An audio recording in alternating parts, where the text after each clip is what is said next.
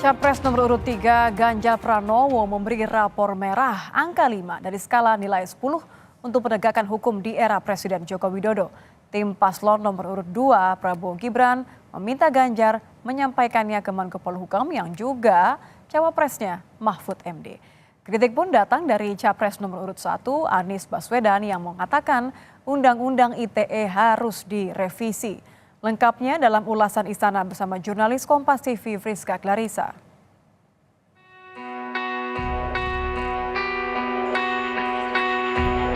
Kira-kira poinnya berapa? 1 sampai 10. 5. Sebaiknya Mas Ganjar menyampaikan itu sama Pak Mahfud MD. Jangan sampai menyebut Indonesia dengan istilah Wakanda, dengan istilah Konoha, hanya karena kita tidak berani menyebut nama Indonesia karena khawatir ada undang-undang ITE yang memprosesnya.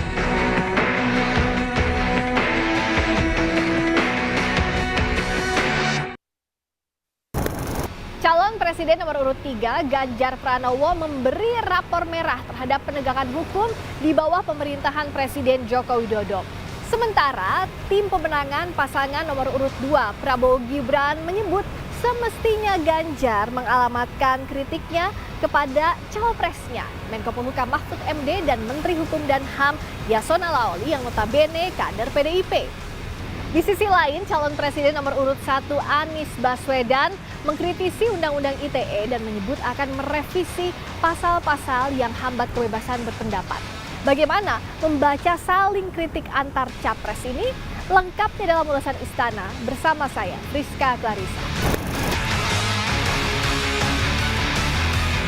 Calon Presiden nomor urut 3 Ganjar Pranowo memberi skor rendah 5 dari skala nilai 10 atas tren penegakan hukum di era pemerintahan Presiden Joko Widodo.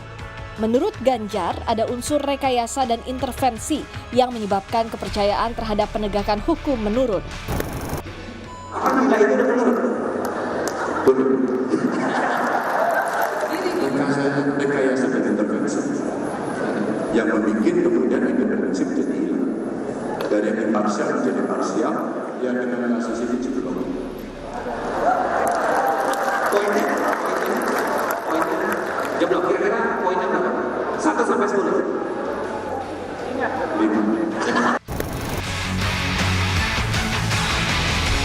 Menjawab kritikan Ganjar, tim pemenangan pasangan nomor urut 2 Prabowo Gibran Habibur Rahman menyebut narasi itu sebagai otokritik karena posisi Menko Polhukam dijabat cawapres Ganjar Mahfud MD dan posisi Menteri Hukum dan HAM dijabat kader PDIP Yasona Lawli. Pak Ganjar mungkin melakukan apa yang disebut otokritik, kritik terhadap diri sendiri. Ini hal yang biasa di kalangan intelektual, ya. Karena kita tahu dua menteri utama di bidang hukum, Pak Mahfud MD, cawapresnya beliau sendiri, Menko Polhukam, dan Pak Yasona, ya, itu dua menteri utama di bidang hukum, Menteri Hukum dan HAM. Ya, jadi kalau mengatakan nilainya 5 berarti kan kinerja cawapresnya sendiri memang 5, mungkin seperti itu, tapi nggak ada masalah, ya. Langsung Pak Ganjar memberi nilai 5 terhadap kinerja Pak Mahfud dan Pak Yasona. Saya tidak sependapat, ya. Saya melihat banyak hal yang juga bagus, ya, yang menjadi prestasi selama pemerintahannya Pak Jokowi ini, ya. Misal, ya, di bidang hukum pidana, ya, kita tahu bahwa di pemerintahan inilah pertama kali sudah diundangkannya yang namanya konsep restoratif justice. Sementara Direktur Eksekutif Amnesty International Indonesia Usman Hamid menyebut kritikan Ganjar didasarkan pada alasan objektif dan subjektif.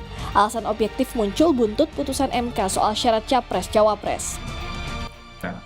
Istilah turun atau jeblok yang disampaikan oleh Pak Ganjar tampaknya ia mendasarkan pada akumulasi keseluruhan proses penegakan hukum. Ia menyebut kasus kemarin, yaitu kasus putusan Mahkamah Konstitusi.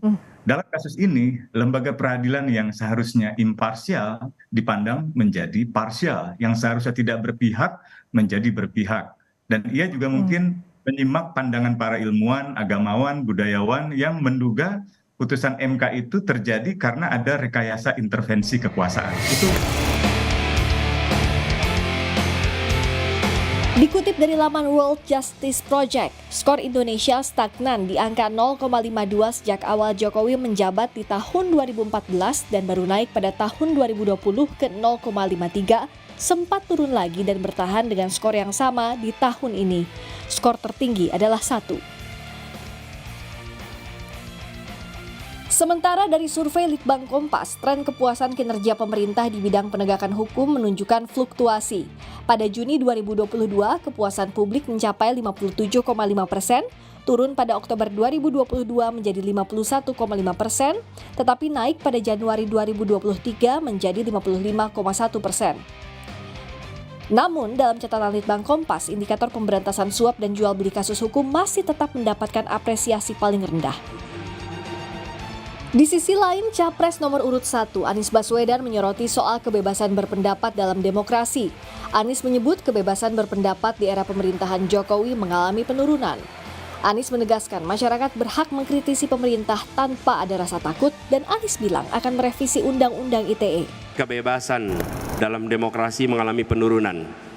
Kritik justru dibutuhkan dalam sebuah pemerintahan. Jadi kami memandang kebebasan ini menjadi salah satu hal yang penting untuk dikembalikan, bahkan kebebasan pada rakyat secara umum. Jangan sampai menyebut Indonesia dengan istilah Wakanda, dengan istilah Konoha, hanya karena kita tidak berani menyebut nama Indonesia karena khawatir ada undang-undang ITE yang memprosesnya. Insya Allah undang-undang yang membelenggu kebebasan itu yang akan direncana untuk direvisi di depan.